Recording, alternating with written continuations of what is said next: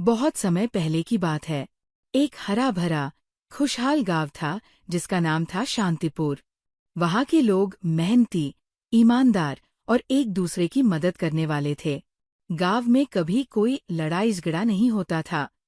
लोग सुख शांति से रहते थे। एक दिन एक बूढ़ा थकामांदा साधु उस गांव में आया। उसके कपड़े मैले थे, बाल बिखरे हुए और आंखों में गहरी थकान थी। वो गांव के मंदिर के पास जाकर बैठ गया और लोगों से भोजन और पानी की विनती करने लगा। लेकिन उस दिन गांव के लोग कुछ बदले से थे। किसी ने भी साधु की ओर ध्यान नहीं दिया। कुछ लोग उसका मजाक उड़ाने लगे। अरे देखो, एक और भिखारी आ गया, काम नहीं करता और खाने को मांगता है। साधु चुपचाप सब सहता रहा। उसने हाथ जोड़कर बस इतना कहा, मुझे केवल एक रोटी और थोड़ा पानी दे दो और मैं दुआ दूंगा कि तुम्हारा गांव हमेशा सुखी रहे।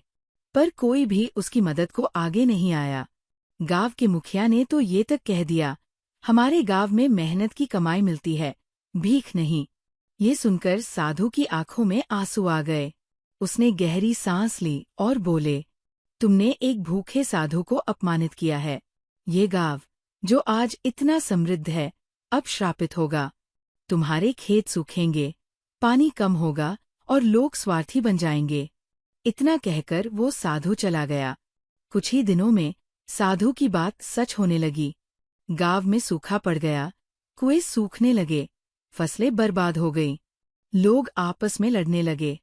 जो गांव पहले एक परिवार जैसा था, अब वहां सिर्फ स्वार्थ और तकरार रह गई।